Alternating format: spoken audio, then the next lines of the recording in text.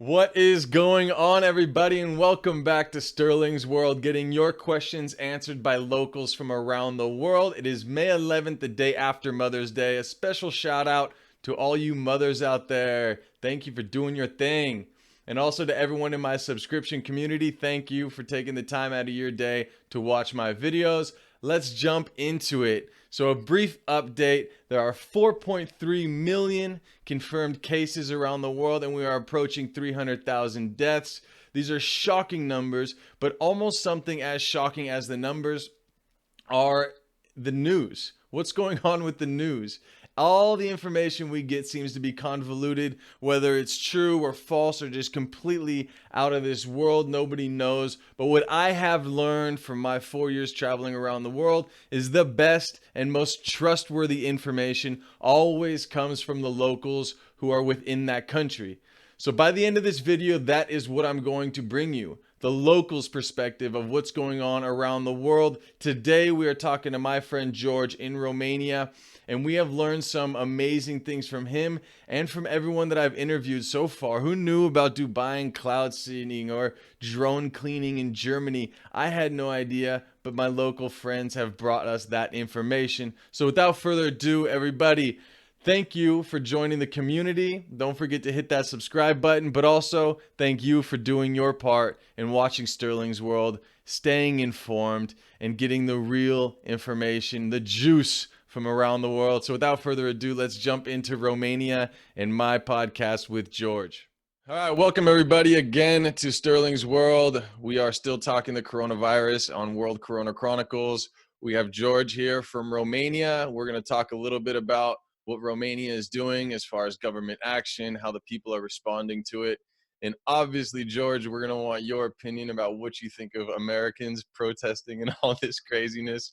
But without further ado, George, why don't you introduce yourself a little bit, huh?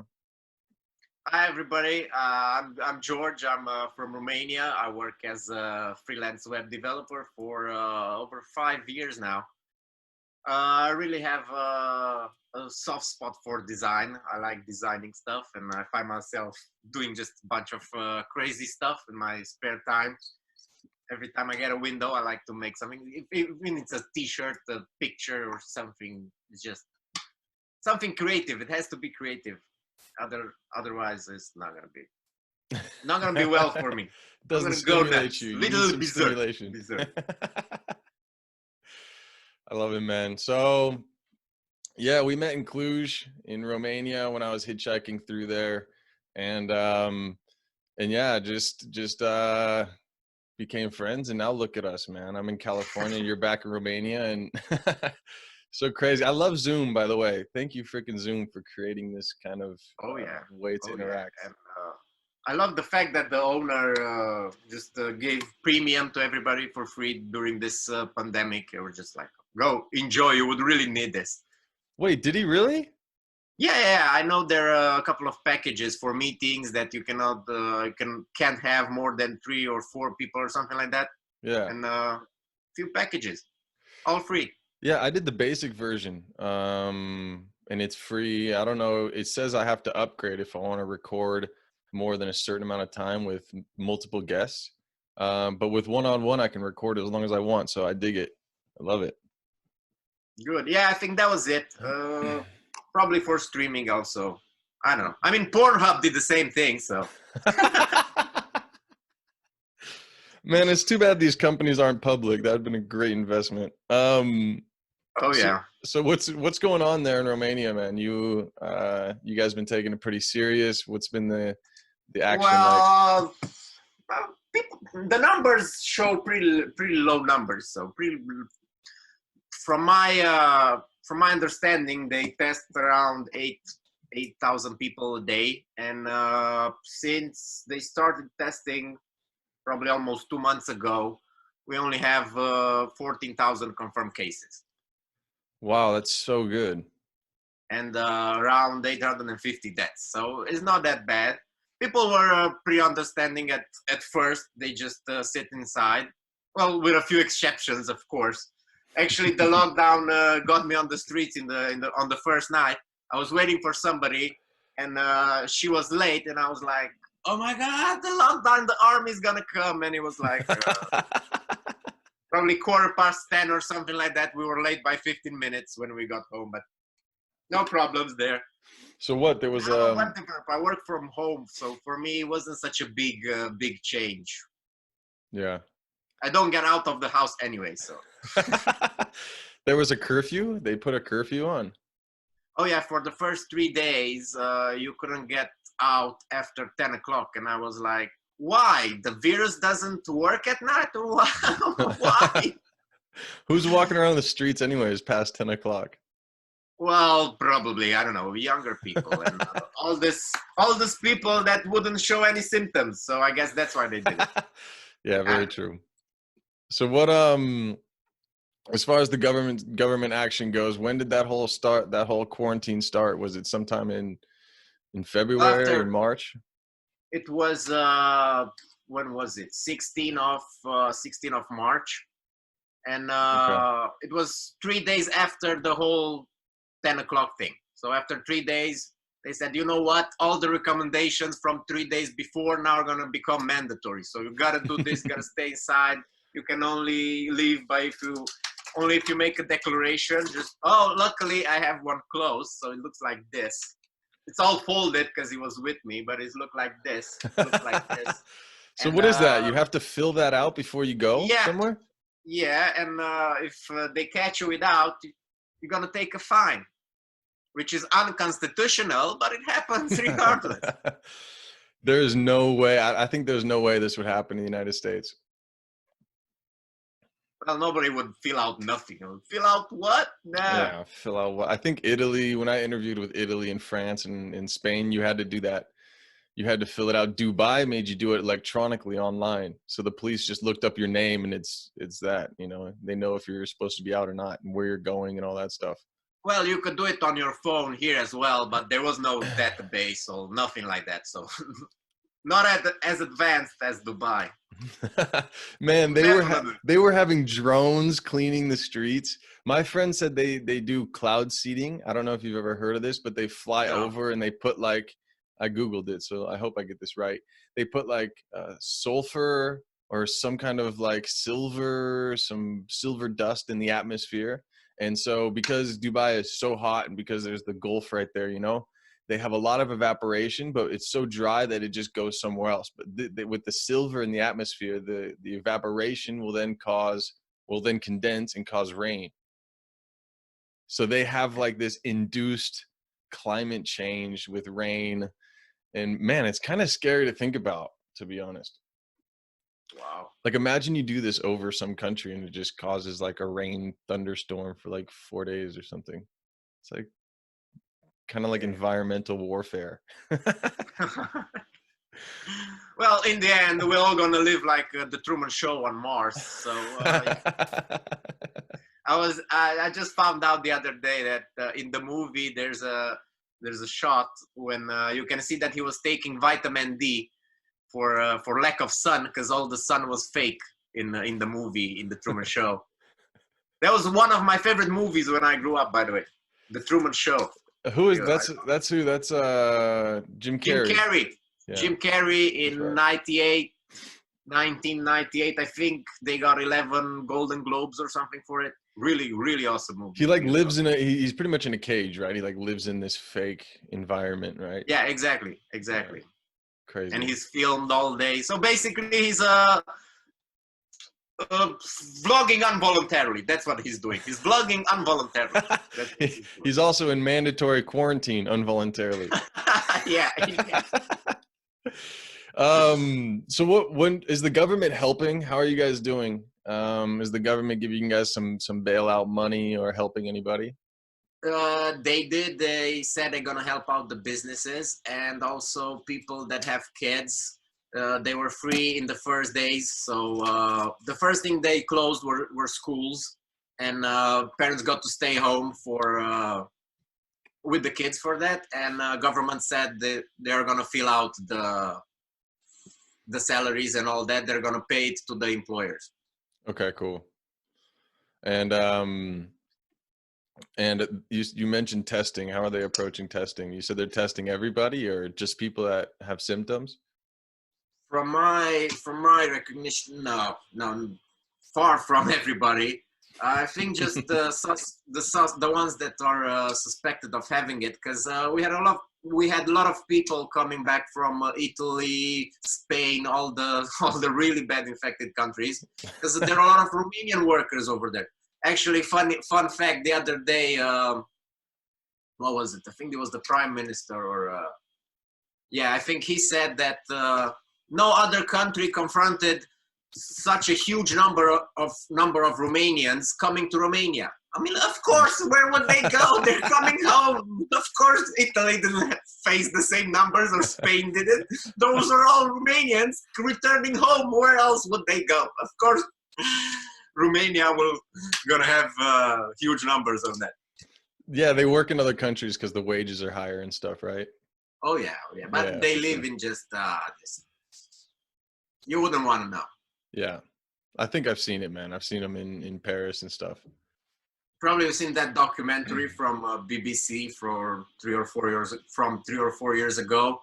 Uh, it was made by the Brits, called "Romanians Are Coming," and they went in a ghetto, got a family of gypsies, and just filmed how they didn't speak English or didn't want to work. So, What? yeah. They obviously want to work. They wouldn't be going there if they didn't want to work and make more money. I mean, how can you, if you can't speak a word of English, don't know how to say your own name, your age? How could you actually help? Probably That's a like a good robot. question. If somebody shows you from A to B, just repeat it like a monkey. How much longer is this lockdown going for? We only got 1 week left. So on the 15th of May, they're gonna easily lift up the regulations, and we can walk freely without all the paper trail and all that. Mm-hmm. They're not gonna open bars yet, just hair salons, museums, and everybody. Wait, All but the they're rest. they're opening hair salons? Oh yeah, huge issue. Everybody over here was, oh my god, my hair looks so bad. I'm just gonna shave mine. Take it off, man. Yeah, I saw you did the same the other day. Looking good, looking good. I just did the sides. I don't know. I was watching Vikings, so I thought I'd try that out for a little Oh, that's while. where we got it from. Now I get it. I thought I'd try it out for a little while. Now I'm thinking about growing dreads. What do you think? Good, go for it. Definitely. Somebody in the hospital and they said that the numbers have been going up. So why would they open the quarantine regulations if there's numbers kind of increasing? What happened? Well, the numbers going up info happened after we already knew that things are gonna loosen up on the 15th. So now they just see a slight increase, probably because for Easter a lot of people got together, and that's why we see a little increase in the numbers. Yeah, so everyone Also, we had on the 1st of May, we had this national holiday. Everybody usually is free. They drink a lot. We eat. Probably you tried Littles when you were here. Yeah, for sure. Yeah, so everybody gets out, drinks beer, eats that, listens to music, parties. And now we were in lockdown on the 1st of May. So everybody, I don't know, either ran away to the countryside or got out on the balcony. They just made the best of it. But they couldn't hang out with each other on Easter. No. Well, you can get away because you're going to say, well, I'm going to visit my family. They're old. They cannot go and buy things. So I'm going to deliver the groceries for them. And just sneaks like this. So loopholes. So, but the police were in the streets, like the government, the military. What happened? Well, not the military. Military just in only in one county because things got really, really bad over there. I mean, they closed the hospital. Military took over. There's just a lot of numbers, a lot of percentage of population got infected, and that's why they did it. Where was that? Other than that, I mean, just regular patrols and checking if you have this stupid thing and. That's about it. Can you they gave, I think, 120 millions euros worth in fines in 2 months. So 120 million in fines in 2 So months. maybe they're using these fines to pay the people back for their unemployment. That's what they said at the beginning, that all the money are going to be used for hospitals and stuff, but they just found out by well, not the DA, similar to that, the lawyers of the people in Romania said that all the fines are unconstitutional, so they can contest it and not pay it. So I don't know if they're really going to collect all that money. Oh, so the people who already paid are kind of screwed on that one. Yeah. They might as well have just held on to it and waited. But considering the Romanian way of doing things, there are not that many. There are not that many. No. Man, I love Romania. I remember in Cluj, I walked up into the mountains. You guys have like a little haunted area up in the mountains there. It's like it's like a big circle where there's no trees. Yeah, and it's supposed to be haunted. And we stayed up there one night. And like not the whole night, man, but we walked up there. It was like me and maybe 3 or 4 other people from the hostel. And we walked up there and kind of split off. So it was like a group of 3 and a group of 3. And we meant to meet there, and the sun was setting, and we lost one of the groups, and we're like yelling, and they finally came up. But just to like prove a point, we stayed there until the sun set, and we were like making a fire and stuff in that big circle that they say is haunted. Good. Well, nothing happened, I No, guess. I'm still, I mean, nothing physical, but maybe I got possessed by a ghost or something. I'm not sure. It's a pretty intense feeling when someone says, hey, it's haunted, like, be careful, don't go up there, you're gonna, and then like you get up there and it starts to get dark. It's a pretty, I mean, I don't believe in ghosts or anything like that, but it's a pretty intense feeling. Those are all just urban legends, man. Trying to screw up with visitors like you. No, they're just urban legends. Nothing really, really bad happened. Yeah. But I mean, you're gonna lose a few hundred people every now and then, but nothing big, nothing big. Yeah, it's an urban legend that's actually true. People die every year. Actually, for Romania, you gotta be scared, because if you go to the hospital, you don't have it, and you're gonna come back with it. So if you don't have the virus, you're definitely gonna get it. So what's going on in the hospitals? Are they pretty full with people that are infected, or no? Well, they say they want to avoid that, so that's why all this hashtag stay in house, all that, to avoid all that big. But to flatten the curve, right? Yeah, exactly. I don't know, because for the first month, my friend that I told you that she's in the first line, I mean, she had so few patients. I mean, there were like 40 cases in the whole country, mostly in the capital. I mean, in the first week, we really had low numbers. So what, in Cluj? Is she in Cluj? No. Where is she? Different city, bigger city, Timișoara. Okay. Oh yeah, I know where it is. No, it's not the capital. Most of the cases are in capital. Then we have towards the Black Sea, there's that county in Moldavia, which was taken over by the army, and the regulations were more strict because the numbers of cases per population were just out of hand. Wow. Getting really crazy. And is everyone kind of out of work, or did the country try to go remote with their employees? What happened? Most of the companies did that. Most of the companies went remote, but I mean, if you have a restaurant and all that, apart from delivery, there's not much you can do. So everybody is trying to adapt as much as they can. But with the restaurants, are they opening on the 15th as well? Is this like, are you doing a lockdown is open completely, or is this like the first stage? No, it's going to happen gradually. It's going to happen gradually. Good. So restaurants, bars, malls, all this, they're not going to open on the 15th. No, not yet. So gradually it's going to happen. Probably by fall, everything is going to be, well, not back to normal, because you couldn't do it that fast, but things will pick up. Things will definitely pick up, because now all the drop was all of a sudden. All the businesses, everything closed down all of a sudden. So as soon as you're gonna free things up and open businesses back up again, probably they're just gonna go back up the same way. Probably. I'm not an analyst. I don't know. This is just speculating. Like the business, what do you mean the businesses are going to go back up? Like up in cases, up in Corona cases, or like up No, in? as in profit, money wise. Oh yeah, for sure. Yeah, I think so too. Especially restaurants. I mean, they obviously they just dropped off completely.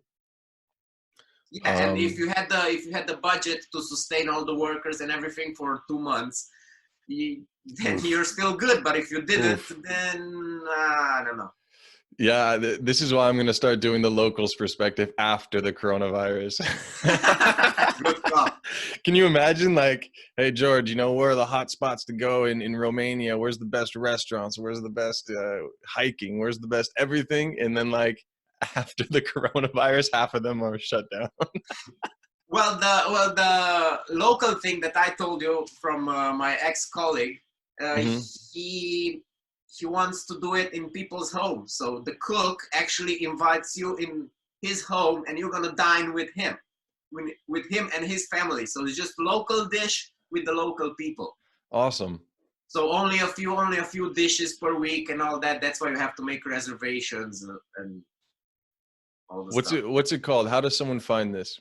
I don't know. It's just an idea yet. It's a concept. He called me the other day. He knew I was a web developer, and he was like, George, I want to do this. Will you be able to help out?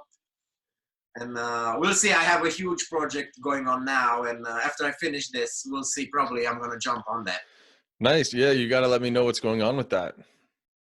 If you wanna get in, I can connect you with the dude, and you can. Yeah, I won't be able to do any of the development or anything like that right now, but I can at least. Probably I would do that. for all the people watching though that want like a local's point of view, a local perspective of what to do in the country. This podcast is going to turn into something like that. So, I mean, this could be an opportunity to go to Romania and dine with the locals and figure out, like, I'll give an example, man, George, when I was there, so on the way back from this haunted forest that I told you about, half of the group called an Uber who came up in the mountains. It was crazy, picked them up and they went home. But we decided to walk back because it was like 3 guys. We just wanted to walk back. And, we came across these 4 guys that were up in the mountains cooking. And man, like they had a big fire and they just threw an eggplant in the coals with potatoes and this kind of thing. And we're like, man, what are you doing? That's going to burn. And they go, no, it doesn't burn like that. You can't burn an eggplant just by throwing it in the coals. And I had no idea. And they cooked a potato like that and everything. It was like my first experience out there. It was really crazy, but it was locals cooking food. Nuts. Absolutely awesome. I would never have known. I still make my eggplants like that. I just throw it. I used to do it every year. We just mix them up with mayo and eat them up with bread. Just spread them. Yeah, but you burn them, right? Like you just throw them in the fire. Yeah, then you peel them off all the exactly thing, and you chop them up real nice or put them in the blender, mix them up real nice, put a little mayo on it, and then you're good to go. Funny thing that you learn how to do that in Romania, because I learned how to bake potatoes in fire in the States. I've never seen it. Maybe I'm just a California kid, because you were in where, like Dakota, or where were you? Yeah, North Dakota. Yeah, so you're on North Dakota. This is pretty much Canada. But yeah, you did it here, but I did that in Romania. I didn't really do it. I just saw it. But I'm in California, so no one would ever cook a potato like that in California. You just take it up, you take a square of aluminum foil, you wrap it up, throw it in the fire, forget about it. Man, that's what they did. But they just left the skin on it. And just threw it in the fire like that. The eggplant with the purple skin on it, the potato with the brown skin on it. And then they just waited. And I'm looking at this potato and the potato's black.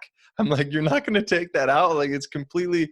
And they're like, nope, just a little while longer. Wait till we finish the meat. I was like, okay, cool. Oh, they didn't put it in foil? No. They just threw it in there? Oh yeah. My God, okay. And then but what they did is they just take it, they cut it open and just scraped the potato out of the inside and left the burnt Oh skin on the yeah. other side, but it didn't burn any of the stuff inside. No, it doesn't. It doesn't. I I had mean, no idea. yeah, just put a little sour cream on that, and it's good to go. A little Just mayo, awesome. sour cream. Look at you, man. Oh yeah, We're dude. Americans. I used to be a cook. I love cooking. We'd put ketchup on that or something, man. On a baked potato. Oh my god. No, yeah, you're right. It's like sour cream, chives, cheese, that kind of stuff. Butter. Yeah, exactly. All the bad stuff. So what were the social programs? Do you guys have any cool programs out there where people are helping old people? Because I remember in Romania, you guys have a pretty old, maybe not in Cluj, but in other cities, you have a pretty old or aging population, who's obviously one of the higher risks Yeah. populations. But do you guys have any social programs around to help them get food, to help them, stay kind of involved? Not issued by government, but there are a few attempts made by locals, neighbors and younger people. They were like, okay, let's get together, we're gonna do all your grocery shopping. And then a few doctors jump, no, don't do that, you can have no symptoms, and then give it to them, so don't help them out. And they just went back and forth on this, but nothing official though, nothing official. And do you guys have to wear masks when you leave the house? We don't know yet. They said that one of the conditions on the 15 could be that But now you don't have to. No. Well, now you can't leave. The majority of people does. At least in the supermarkets, they do. On the street, not so much, but in the supermarkets, yeah, probably 70-80% have masks and gloves. Nice. And you're a runner, so can you, with that little certificate, can you go out for like an hour of exercise or no? Nobody's gonna time it, but there's an option that you can check that you got out for physical exercises. And I mean, you can get out to let's just name them. So you can walk your dog. The first one is for work. So if you have a job or anything, you're good to go. The second one is for grocery shopping. Third one is for nursery, if you gotta help somebody in need or old or something like that. 4, if you gotta take care of a kid or a member of the family. 5th is the one you said with the physical activity. And 6th, here's a weird one. If you gotta work in the field, so anything agricultural. So this is the second or third version of the thing. Yeah, it keeps changing. And one of the last things that they added was donating blood. That's number 7. That's so strange, but awesome. Good. Charity work, that's number 8. So we're definitely coming along in the world. What kind of work? Well, coming along in the world. No, what kind of work is it? What did it say? Community? Just charity work. Oh, charity work. Yeah. Just charity work. And then you got what? Oh, shopping for work, like in order to do your job. Yeah, nice. Buy supplies and all that, probably for restaurants. And a lot of them just starting delivering. Yeah, like using Uber Eats or whatever. Funny thing, they just closed it in Romania, so we don't have it anymore. We did until last week. Now it's closed. So wait, it's they illegal. closed the Uber Eats and like the delivery services. Yeah, What? because there were other people that had similar apps, and Uber Eats was a huge competition for them, and they didn't like the competition, so they were like, let's just get rid of them. They're not Romanian. Okay, next. So they just threw them out. So wait, so there are apps that you can get food Yeah. and stuff, but just not Uber or Lyft anymore. Exactly. That's awesome. They did that in Germany they did that as well at like airports in Berlin. They said no more Ubers. In Paris, no more Ubers. But that didn't last very long and no one really listened, so So It's what do not you? really capitalism anymore. If I mean, just only some people can do it. It's not capitalism anymore. Then. Well, maybe some people don't want it. Like maybe Romania doesn't want the competition. Well, of course they do. They just the owners of the other app didn't want it, and they were influential enough to do it. So that's why we don't have it anymore. Some politician has his pockets in the in one Exactly. of those Probably it's companies his for app or sure. something. Yeah, exactly. Hey, are there people protesting in your No. country or no? Have you seen the people protesting here?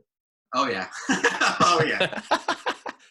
So what do you think about that? What do you think about these people protesting? Because I'm in California, so this is like, or from what I know about the news and everything, there's so many protests here at the beach.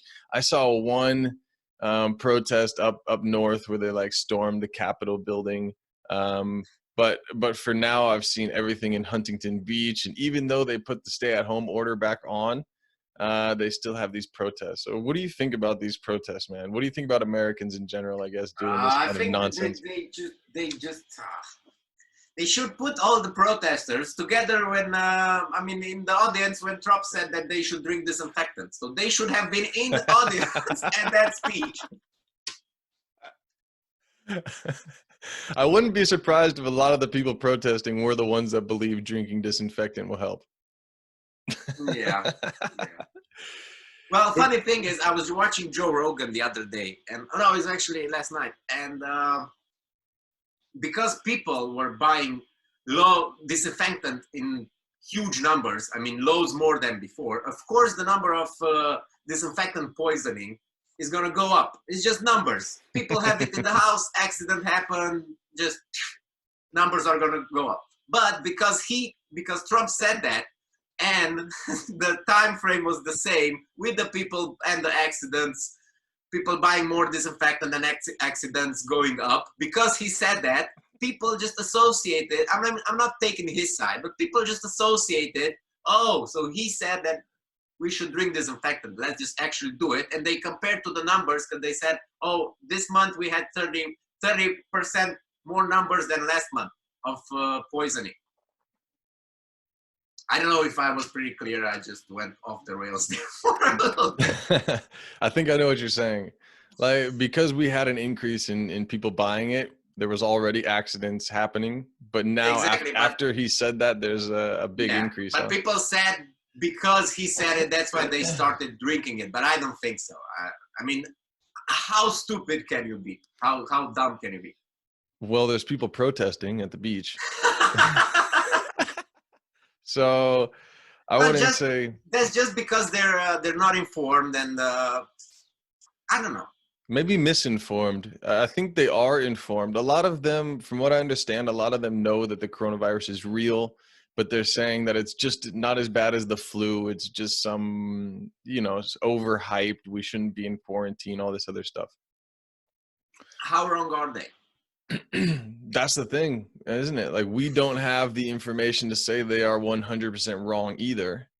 But man, like, if you see the numbers, just the numbers itself talking about deaths and stuff like that, they're wrong based on those numbers. But how far are they wrong? Like, how bad really is this thing? Well, no one's really sure. No one's really too sure. I know I did one of these with my brother, who's a virologist, and he talked about a study done with the SARS-CoV-1 and the long-term damage, the long-term physical damage that had. And man, it's devastating. It is devastating. Like, long-term lung damage, scarring, permanent damage to your lungs, that you can't like have the proper amount of oxygen. Your lungs just don't work properly. Seriously fucked up shit. And then like liver damage and kidney damage from it, because your body's fighting so hard and has like secondary infections. So yeah, I wouldn't want to get this thing regardless. I know I'm probably not going to die, and you too, George, you're probably not going to die, but I still don't want to get this thing. I know. I mean, I have a friend that he probably got it. He doesn't know because he couldn't get tested. He called the number. There's a national number that you can call. He called the number. They said they don't have enough tests, and he didn't get tested. But he probably got it from his sister, which came back from Austria, and she had it because she was bound to bed for like almost 3 weeks, could barely breathe, and all the all No this, all way. that. And then they were living with their parents, and they were scared, like, oh my God, my mom, my dad are gonna get it. And they were extra careful. The parents didn't get it. His sister recovered after 3 weeks, and my friend after almost 2. So he was coughing really badly. He quit smoking. He Did the said he had sister? trouble breathing and focusing. Like he couldn't work because all this pain in the chest. But Wow. after almost 2 weeks, he said that he's 80% back to normal. And after a week, he was like almost 100%. So I don't know if it was just the flu because it didn't get confirmed, or it was the corona. But he's young. He's my age, just a year older. So How old are I you? think it's gonna affect you more if you have other diseases. Like for example, if you have asthma and get it, I think that's gonna leave severe marks on. How old are you, George? I'm 30. Yeah, me too. Wow. Man, you look so much younger than me. I think I need to get out of Really? I need to get out of the sun, man. I think the sun is just, maybe that quarantine's good for me. Well, yeah, because Keeps me out of the you've seen sun. it all, man. You've been all around. You've seen everything. Keeps me out of the sun, man. I don't want to. I think it was hitchhiking in Brazil. Hitchhiking in Brazil got me, man. I remember I was so tan. Like I looked, I don't know. I Did don't you want went to. to the favelas, to the bad neighborhoods? Yep. I stayed in a apartment up there in the favelas. Oh my God. Dude, every time I went up there, like I'd go down and go shopping and get food and come back. Every time I came back, there were kids with guns just standing on the road, and I had to tell them Oh in my my God. horrible Portuguese. I had to say, "Yep, I'm staying right up there with whatever his name was," and then I just go up there and stay, and come back and pass the kids on my way back. One time I was like, "Hey," I said, "Oi, bom dia," like, "Hey, you know, how's your day, whatever," and the kid just was like, Fuck. like death stare. Terrible, scary, man, because you're walking. So there's two kids with guns right when you go up. They have a walkie-talkie. So two kids with like younger kids, maybe 15, 16 years old with handguns. And then you look up the stairs and there's just guys with full on rifles, machine guns up there. Damn. Super crazy. But yeah, to answer your question, yeah, I stayed up there in those favelas. How was your sleep? Were you able to sleep peacefully? Actually, I slept so good knowing that I was super safe. Well, yeah, you had all the guards outside, so yeah, of I felt course. like I had my own protection. There you go.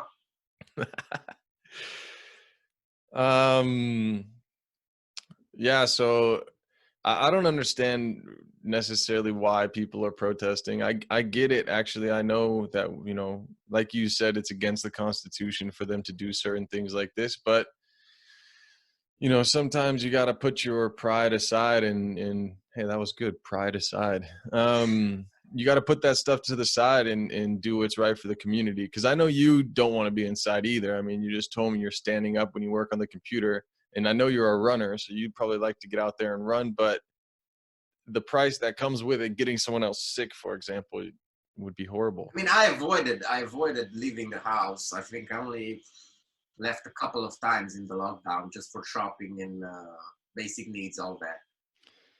My, Have you heard anything about this herd immunity? Have you heard yeah, any I mean, updates I about know. that? Yeah, Boris Johnson wanted to do it in the UK for in the beginning. I think actually is not that bad of idea because if you get it, then you're gonna develop all the antibodies and all that, and probably you're not gonna get it. They don't know for sure if you will get it or not. But even if you get it, probably it's not gonna be as bad as the first time. So in Right. years, I think by now we developed all the immunity for the first when was it, the H1N1 in 2002 3, when was it, The 5, flu? Yeah, the flu. yeah, the swine flu. Yeah. So now we still have that virus going on. I mean, it didn't go away. We just Right. developed immunity for it since then. Right. So And but the same with this one. there's a problem though with these viruses. For example, smallpox and polio, right? We all get these vaccines when we're kids and they work. These viruses like smallpox, once you have the antibodies, they don't go away. These antibodies don't disappear. You have them forever.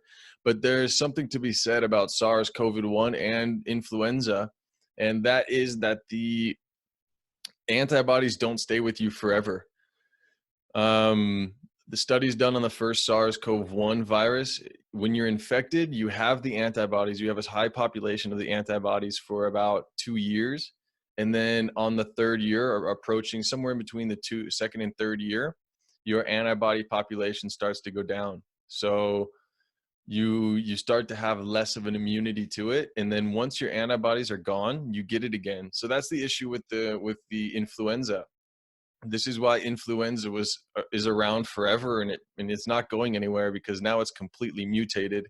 So we can develop vaccines every year for the deadly ones, but you can't develop a vaccine for all of them, because there are so many different variations now of this virus. Because as we develop immunity, let's say we get one of them, we have immunity for 3 years, one of the strains of the virus.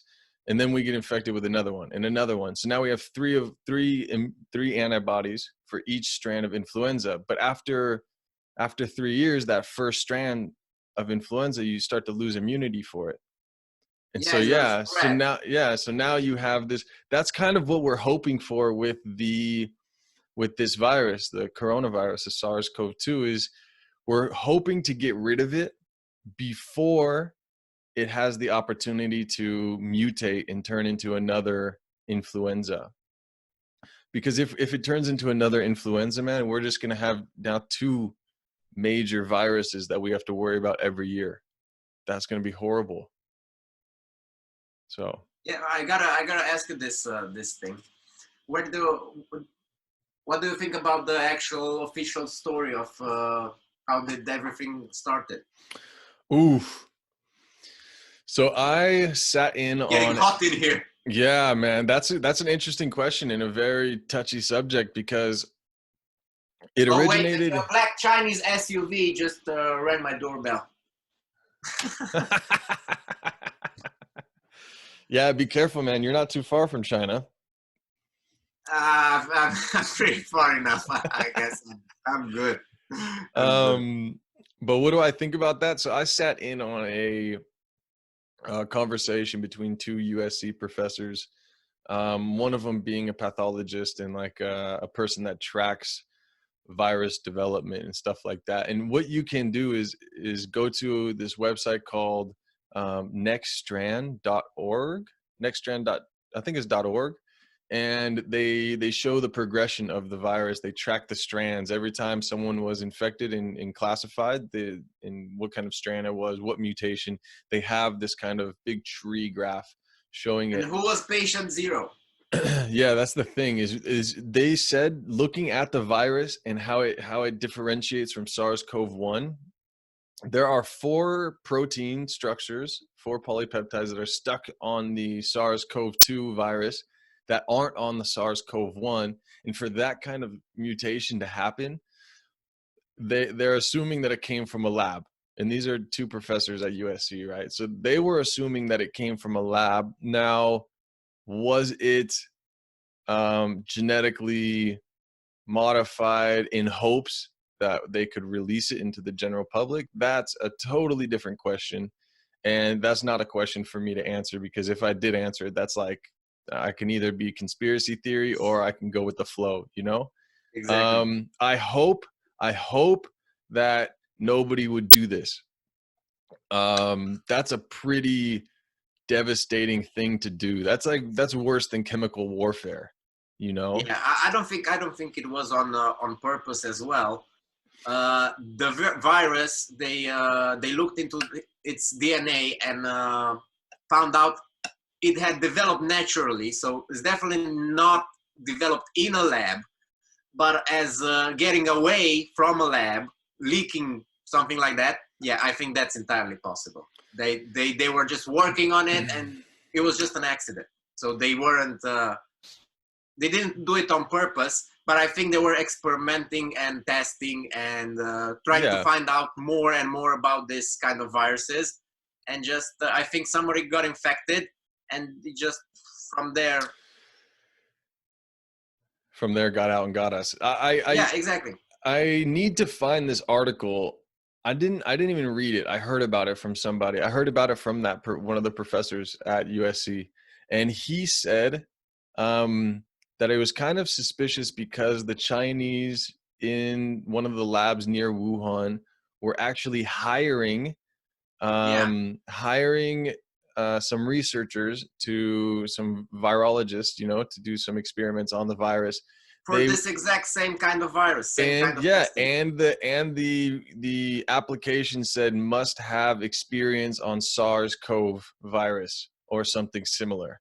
Yeah. So I mean, that's with that kind of It's information, it's kind of yeah, it's a dude. He has a YouTube channel. I don't recall his name, but he has a YouTube channel, and he just exposes a bunch of stuff. So I don't know. I don't know if we could take it for real, or well, you should take anything with a grain of salt. yeah. But he said one interesting thing that in the first month in China, 21 million numbers went away. So Wait, what do you mean? 21 21 million million what? numbers disappeared. What kind of numbers? What do you mean? Like phone numbers, SIM cards. So they were not active anymore. 21 million, which compared to their numbers, they were like, what? You said 80,000, but there's 20 million missing. Ah, I see. What? The phone numbers disappeared. Yeah, exactly. So they were not active anymore. So the like what? Where did 20 million people go? Hey, maybe 20 million people just changed their numbers. 20, all of them. Come on. Maybe there's 20 ex-girlfriends out there that everyone wanted to get away from, so they changed their phone numbers. Now I can believe that. I can easily believe that.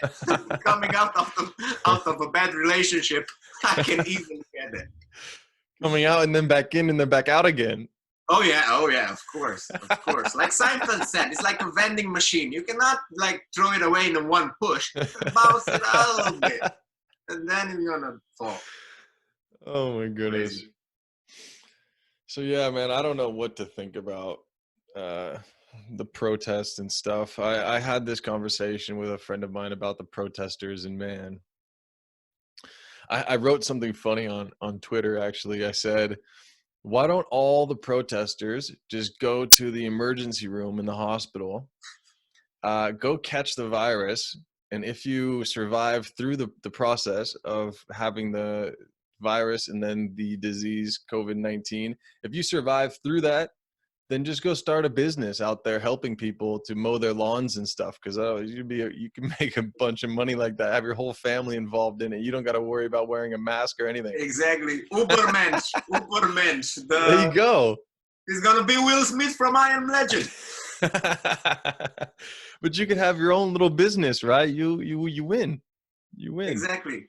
Actually, I've seen this funny thing that one of the leaders in the protesters, she actually got it. So now she's at home in quarantine because of the virus, and she was having all these billboards and everything that no, the corona doesn't exist.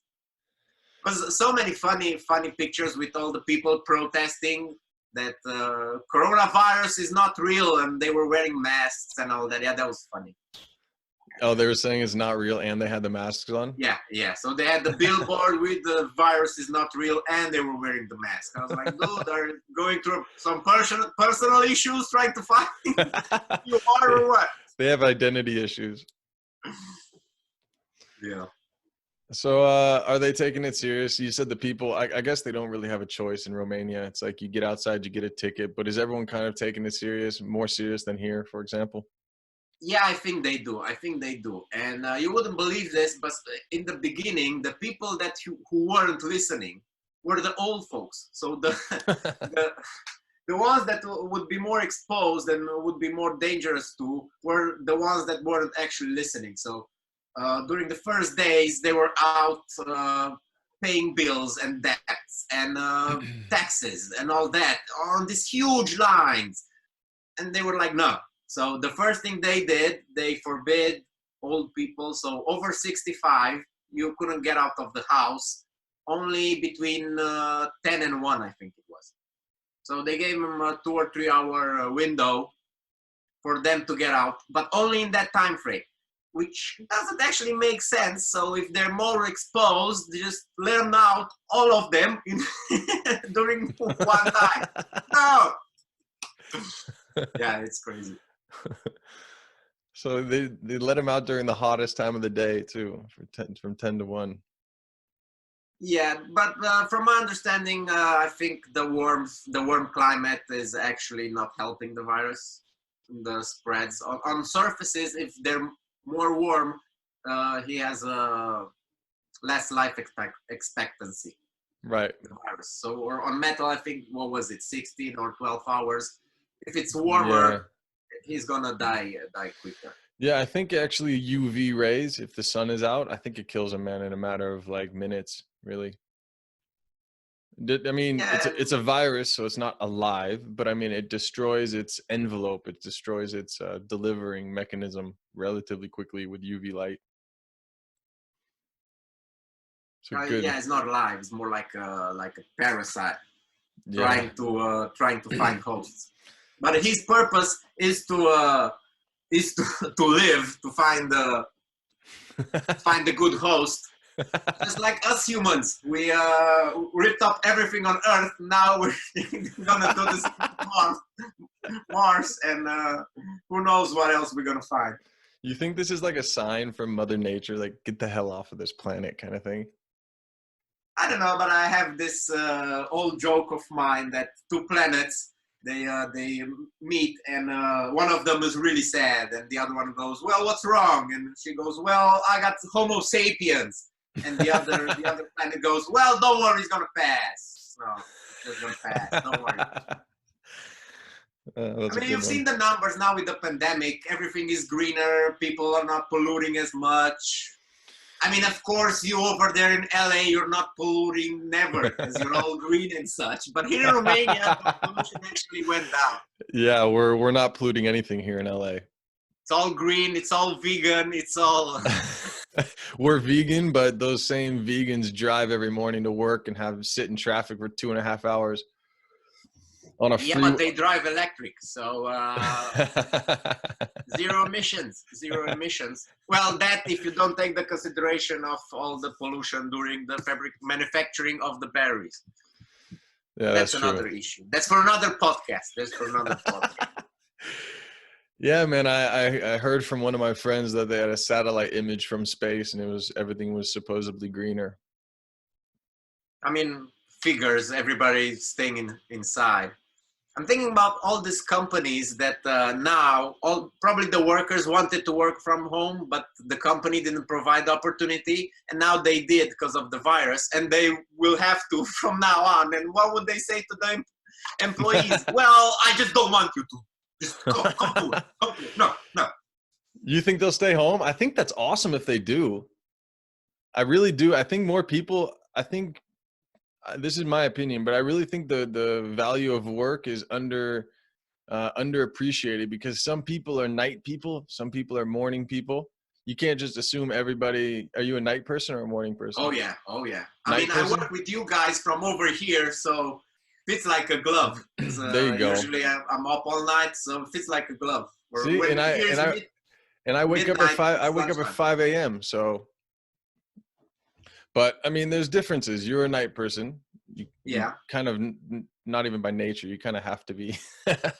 but you work better at night. I work better in the morning. You know, and if you give people the freedom, it's kind of underappreciated. This freedom, you know. I mean, I really do think the people need to show their worth once it does go digital and they're able to stay home. Obviously, they have to earn it and say, "Look, I just work better from home." I think the discussion goes a little deeper because then it would have to be based on results. So exactly. You don't work from 9 to 5, but you have to get this done. Exactly. And if you don't have the motivation or you don't, strive for the same goals as the company, you just work for a paycheck, you're not gonna, be motivated by the results because you don't care. You just don't care. You go there for the money from 9 to 5. As soon as the doorbell rings, you're out the door, not thinking about it.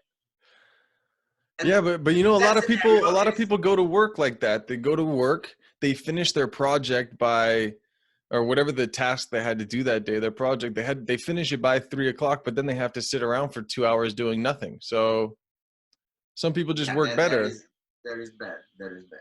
Some people do that though. I know some people that are night people, and they work on their projects at work during the day, and they hate going to work, but then they come home and they finish all their projects in like 2 hours at home instead of doing it at work, but they feel like they have to go to work. Yeah, so they they have the perfect material for freelancing. Exactly. But a lot of Yeah, these companies want people to interact. I read this book called Deep Work, and how Google and Facebook and Twitter and all these companies are designed around this open air kind of workplace, where engineers and scientists and marketers, they all kind of work in the same area so they can bounce ideas. It's like this collaborative idea, yeah, collaborative but mind. they still go to a building. They still get together.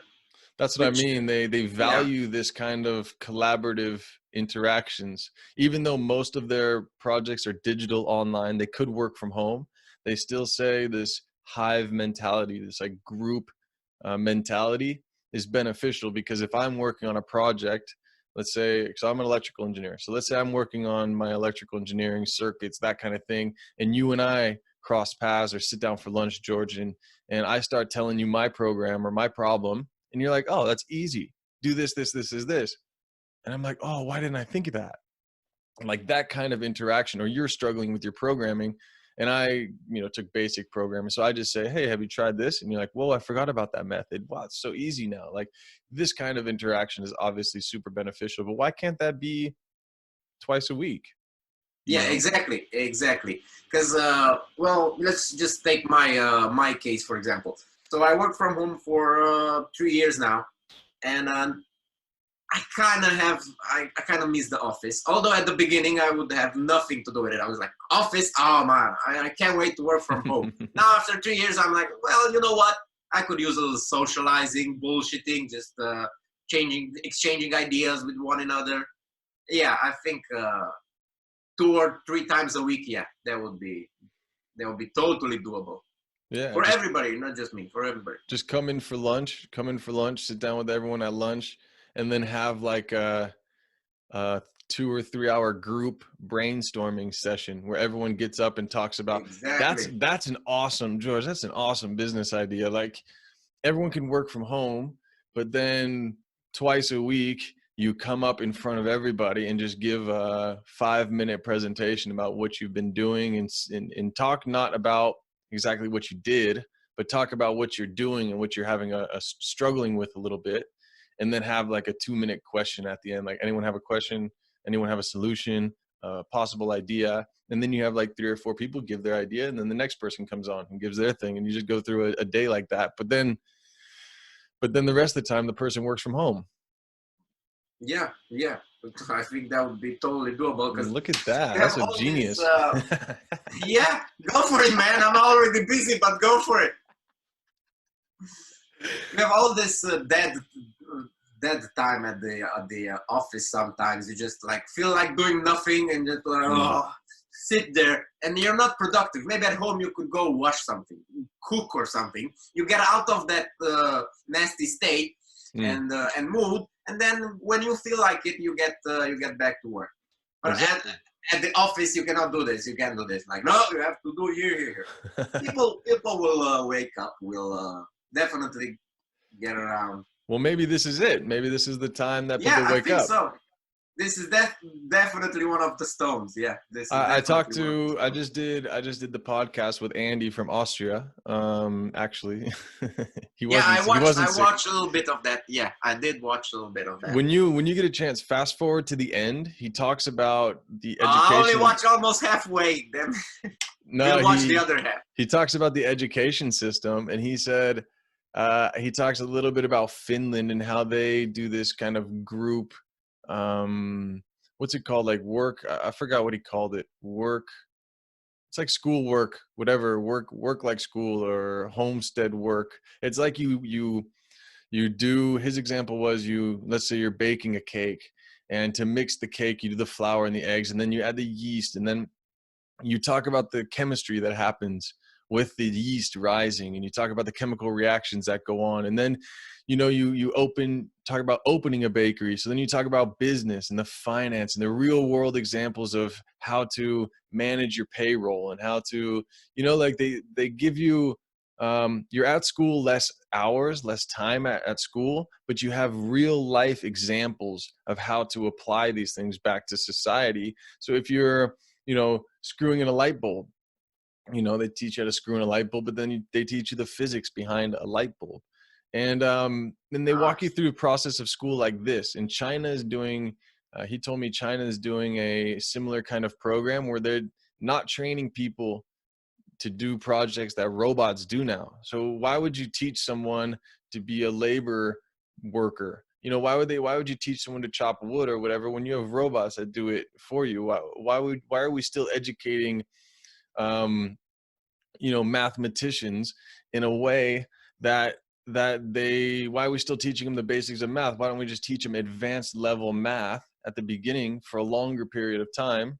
Because we have robots that add stuff for us. I mean, a calculator's 100 times better than me at doing numbers, and I'm an engineer. So can you imagine, like, why are we still teaching them like this is pretty much what he's saying. And maybe he was giving an example that maybe now that everything's gone online, maybe it's a good opportunity, a good option for us to think about redoing the school system a bit.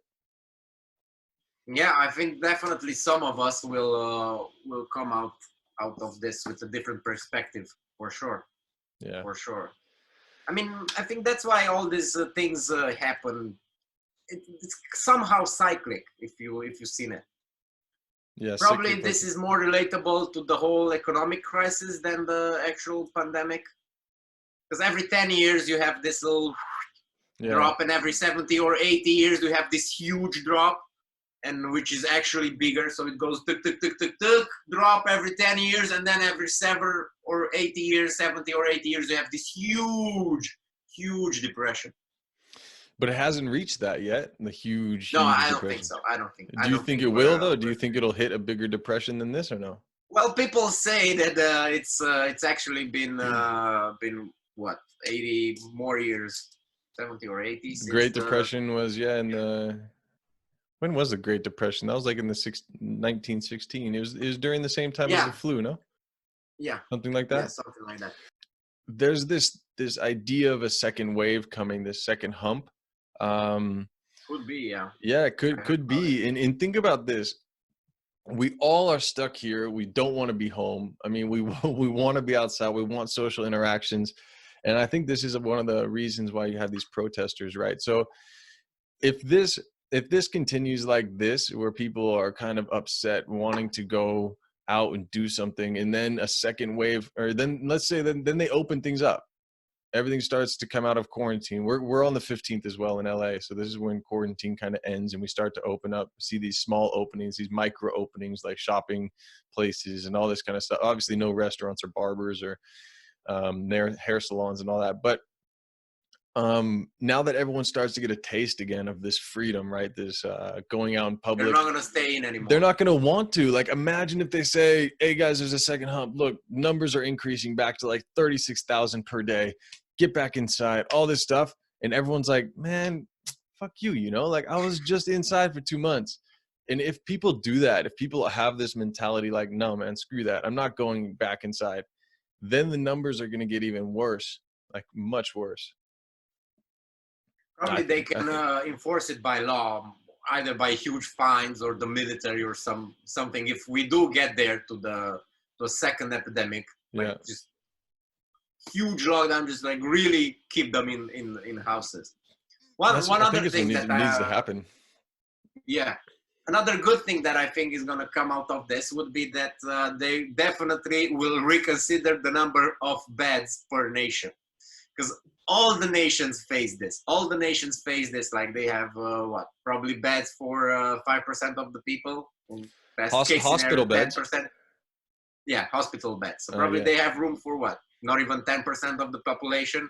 Not even. So no way. Yeah, definitely not that. So during a time like this, they definitely will consider future. I mean, we've been hearing about this from Gates and other folks since 2015. Yeah. Like the huge. Actually, there was a Netflix series filmed in November just about this, just 2 months before it even started.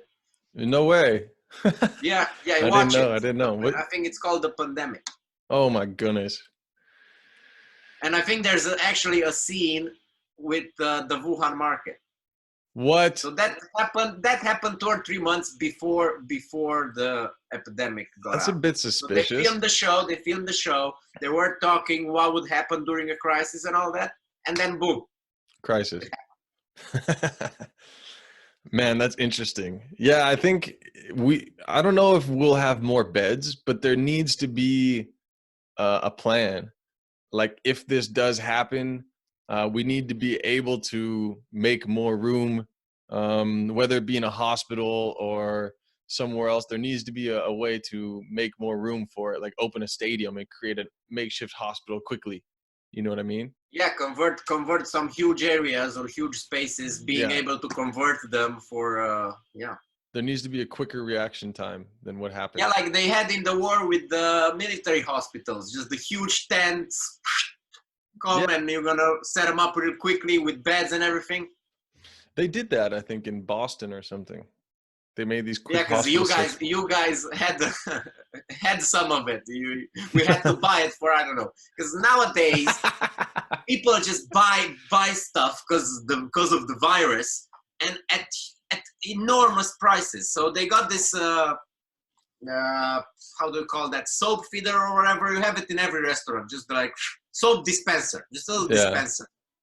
So now they're selling it at more than double, just because it's a city hall transaction. So you can find it retail 3 times cheaper retail. So definitely if you buy it from a supplier, you're not going to pay retail. So if you're a city hall or something, you're going to get it from a supplier much cheaper. So definitely not retail. You definitely don't have to pay 3 times the retail price.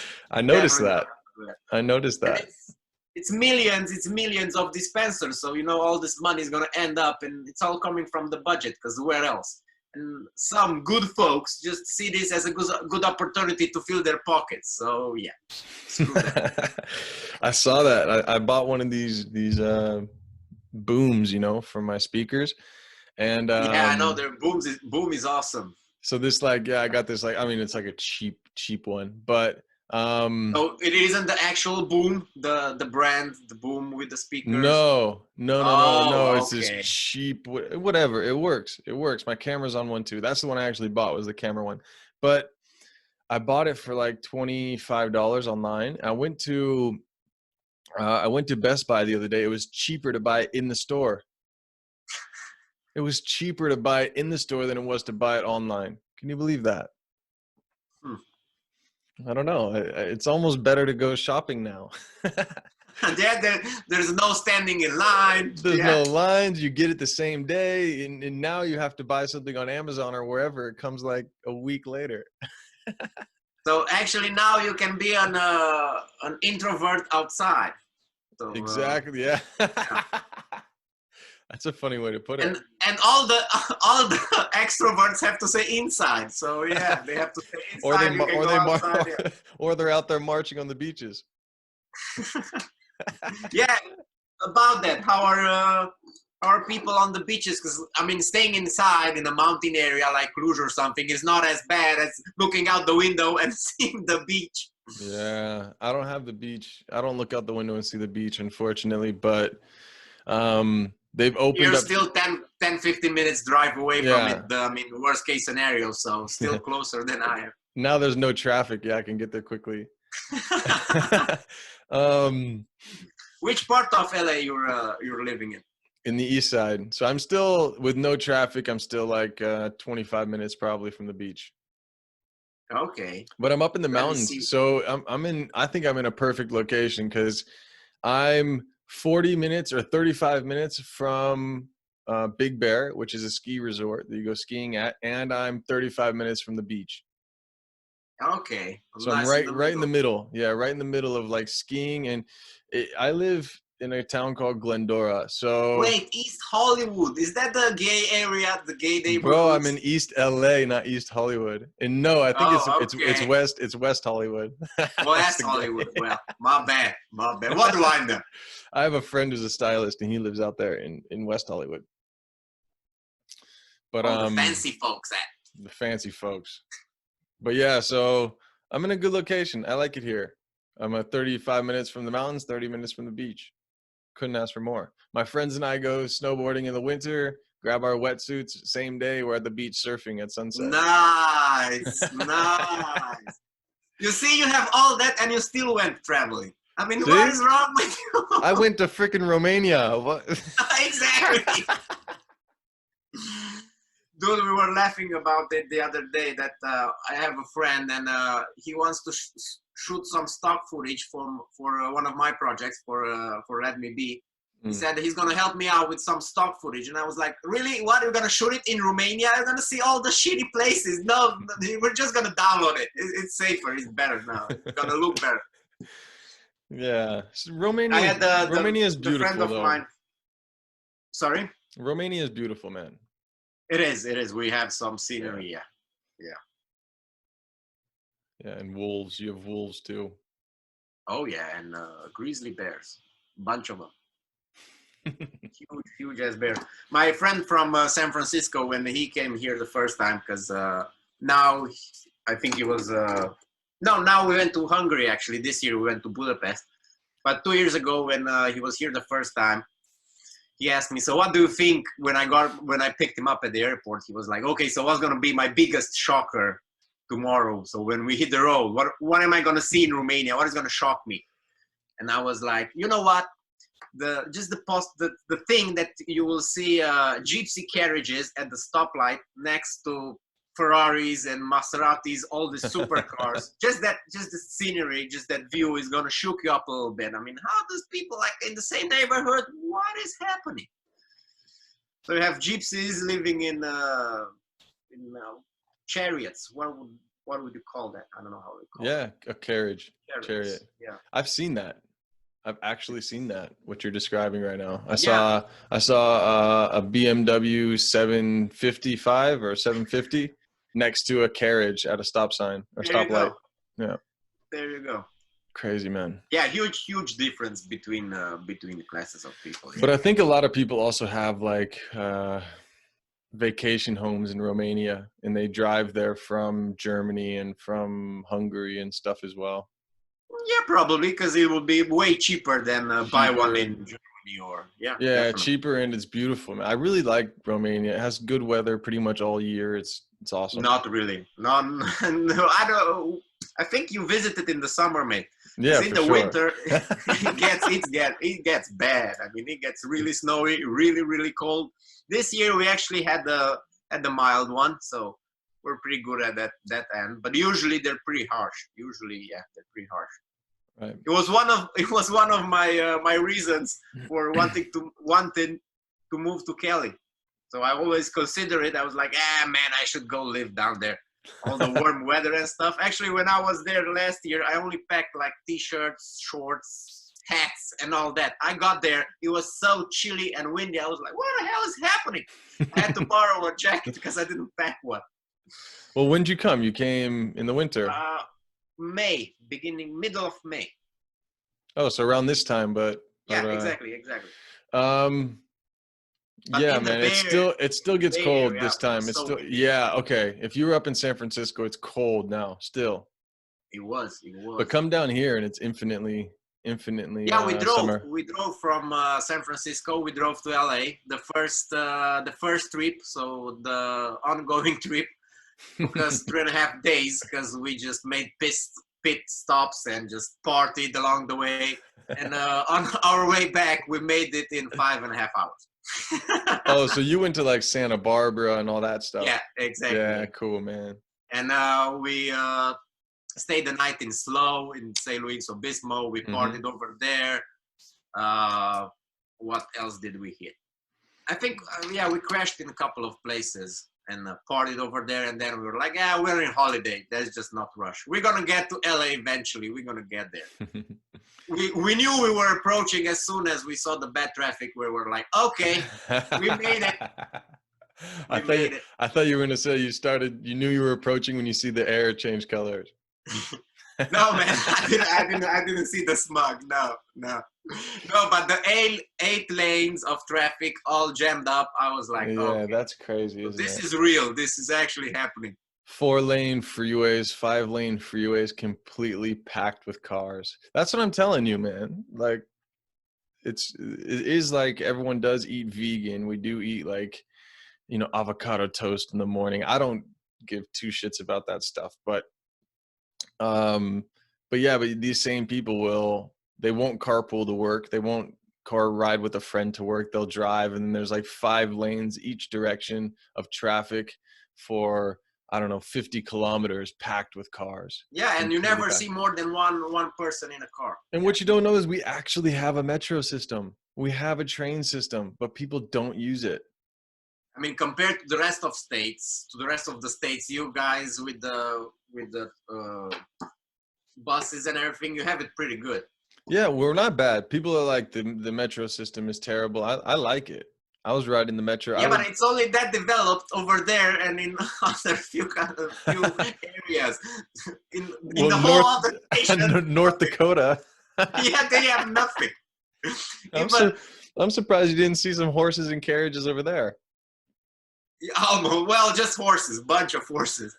Well, even the Greyhound didn't want to drive me to North Dakota, so she just left me at the border with Minnesota in Fargo. He was like, "This is as far as we go." No way. So they just left me in Fargo. I was like, "No, I'm still 130 miles from where I am." That's awesome. We got Flixbus here now. Well, what are those? You don't know Flixbus? Flixbus. They bought, Polski buses. No. Polski bus and Flixbus. You don't know any of these, man. These are like the 2 biggest bus transportation systems in Europe. I mean, Polski bus was the cheapest. It's like, obviously it was a Polish company, and they ran from Poland to Lithuania, Latvia, Estonia, and Finland. And it was super cheap. I got a bus from like Krakow to Vilnius for 6 euros or something. It was crazy, man. Like 2 countries for 6 euros, and they had Wi-Fi. Yeah, that is cheap. And Flixbus just bought them. Like a couple years ago, they bought Polski buses, and you could probably go from Romania, from Cluj or something. You can go from there to Budapest, probably for like 5 or 6 euros. I wouldn't doubt it. Nice. Dude, it's so cheap, and they got Wi-Fi. It's perfect. Awesome. Just take an overnight bus. You can get some work done. Yeah, so they got them here now in the States. I saw my first Flixbus here right when I landed, and it was like, I was shocked. I was like, what the heck is Flix doing here? Because I think it's a German company. But I looked up prices, and from LA to San Diego is like $12. Oh, still Perfect, good. man. Still Perfect. good. Well, George, would you like to add anything? Well, I was just wondering, because you have all this podcast going on and asking everybody how they're doing. How are you guys taking it? Let's reverse the roles a little bit.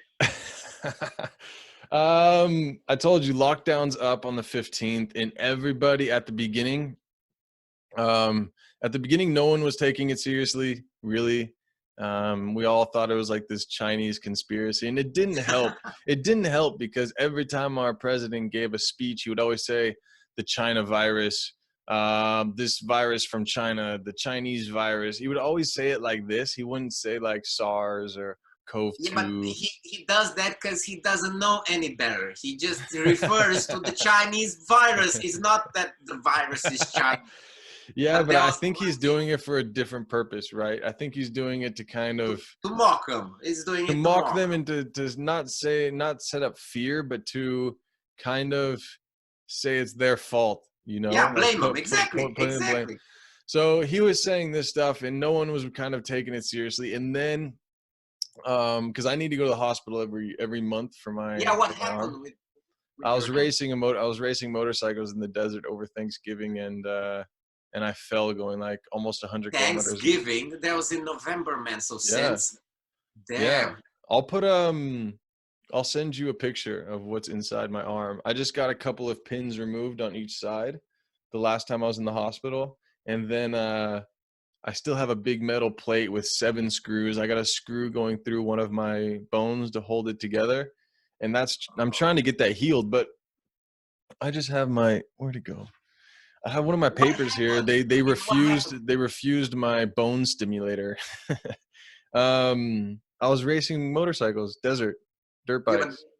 how I did it was start? going, so the story is I left camp, go with my family out to meet up with another camp. And I was riding really fast, and I'm a really good rider. I've been riding since I was 8 years old, 9 years old. I'm really good Good, I'm a rider despite as well. despite this. Yeah, I'm really good. But I was going like 4th gear, 5th gear out of camp with whoops and everything. I'm passing them, and there was this big ledge, like a big washed out whoop ledge, and I wheelied over and I landed. I thought to myself, I was like, man, that on the way back will really fuck someone up, you know? That's what I was thinking, because it was a ledge and I jumped down. If you had to like wheelie up the ledge going fast, like it was difficult because I ended up doing it.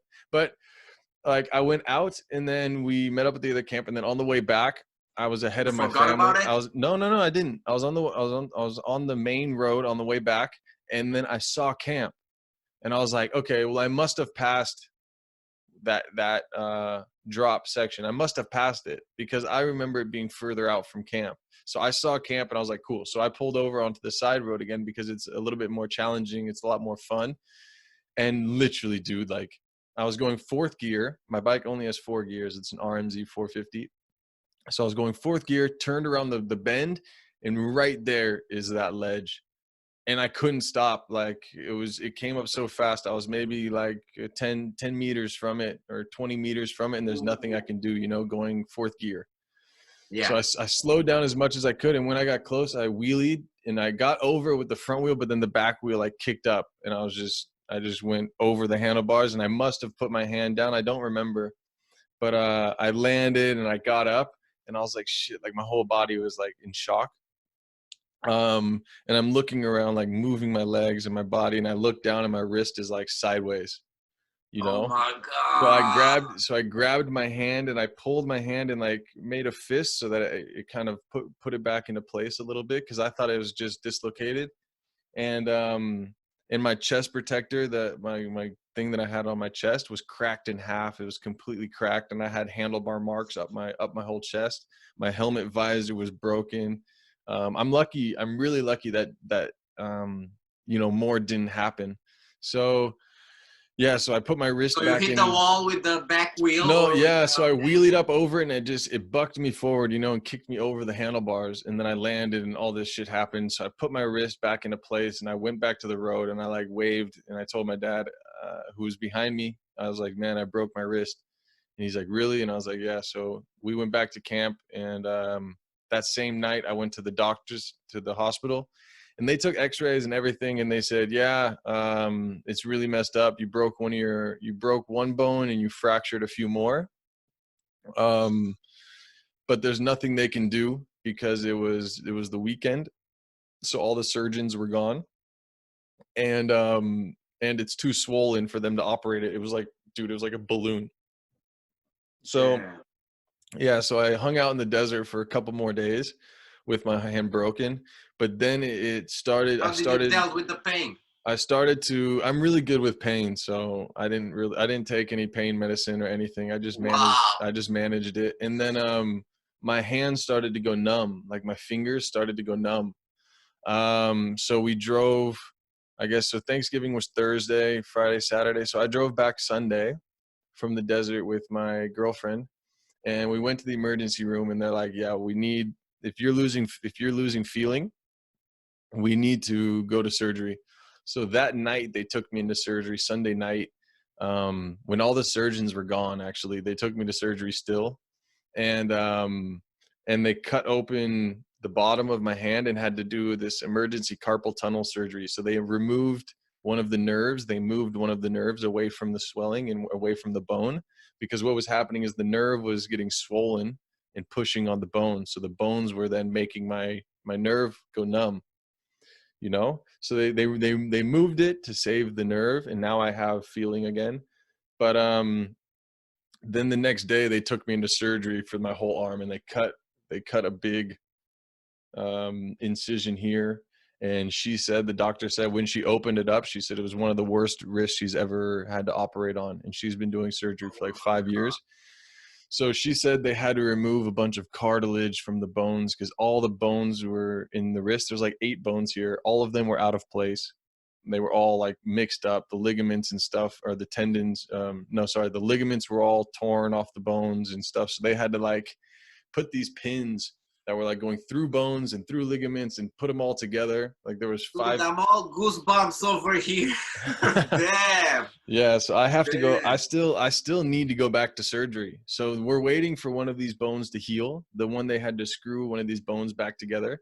So they're waiting for that to heal back, so to get good enough blood supply back that they can go back in there and take all the pins and all this stuff out. So damn. I'm stuck in this thing. It's been 6 months almost, and I'm stuck in it easily. I'll be in this again for still another month and a half, maybe. I go back to the doctor next week, so.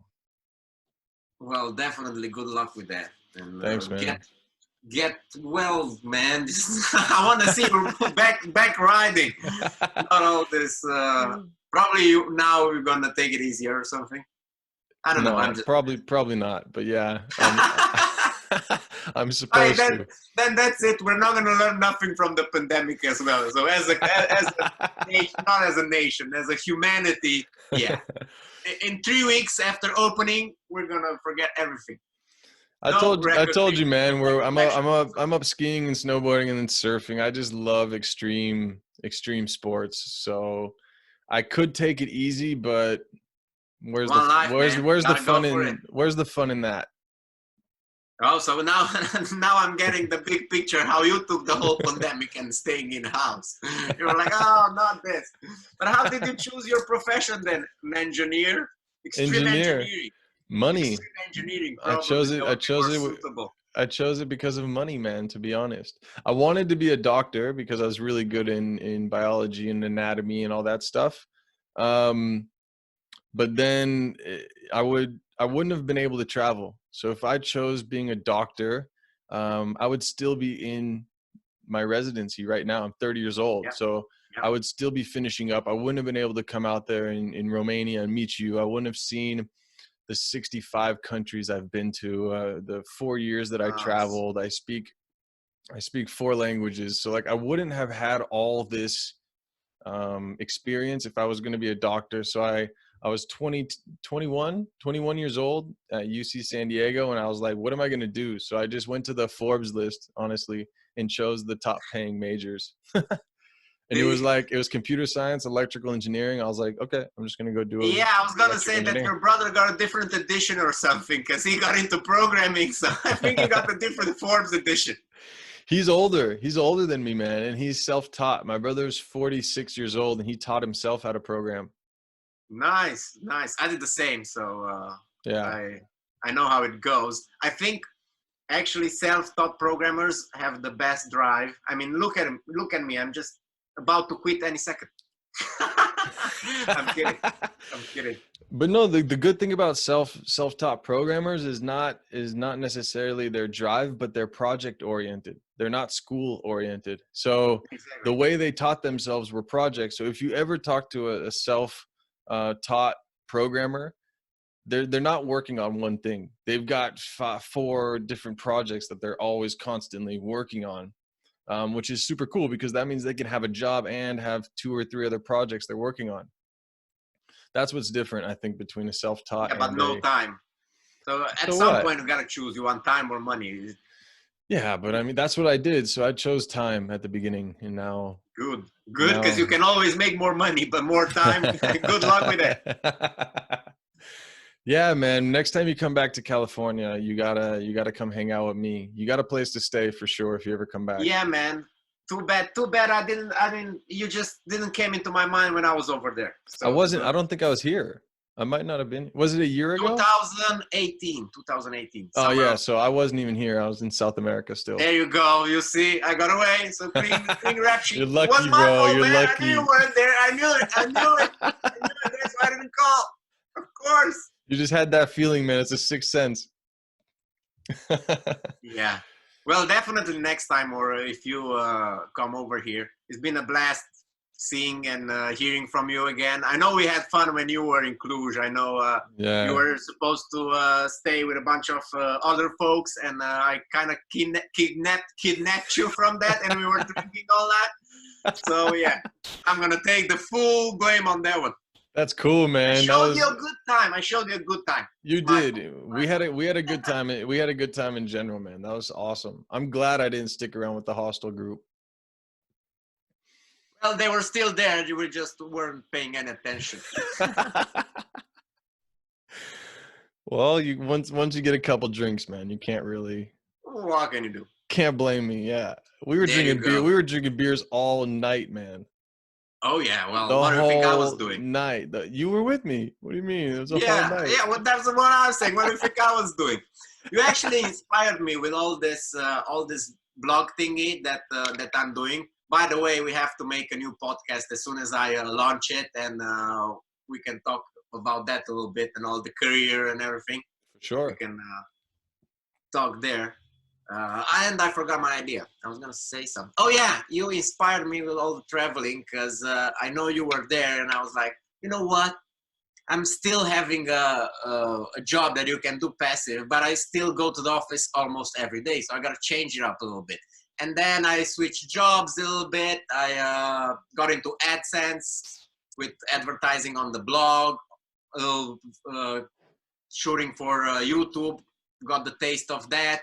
And now I'm ready to take it to the next level to actually make it right. And in English this time. I'm going to take my redneck accent. Well, I grew up in North Dakota, so yeah, what can you do? Hey, y'all. Hey, why don't y'all hit the subscribe button, y'all? That's exactly right. But yeah, let's do it again. Let's when you get your things things up and running, we got to do this again, and we're gonna have to do this again for giving everybody the advice on local spots and possibly eating with locals. It sounds like that's awesome. For sure, man. We gotta, as soon as we set it up, we're gonna come over here and taste it. You gotta make some user testing, see how it works. I gotta fly back to Romania, huh? Well, you gotta test the platform out to see the online side of things. All looks good, but you gotta come here, taste the food, shake the hand with the locals, go sleep in that haunted forest again. I didn't sleep there. I think I was too scared to sleep there, but yeah, next time. Yeah, we can definitely do it. There's no ghosts. There's no such thing as ghosts. But they do have viruses, so watch out there. Watch yourself out there, everybody. And wolves and grizzly bears. Probably the woods would be safe now because nobody's over there, so no human, no virus. We are the virus, right? Yeah, but I think they do have bats, so just don't eat them. Yeah. Well, they said they came probably from a pangolin. The weird. Well, don't fucking eat those either.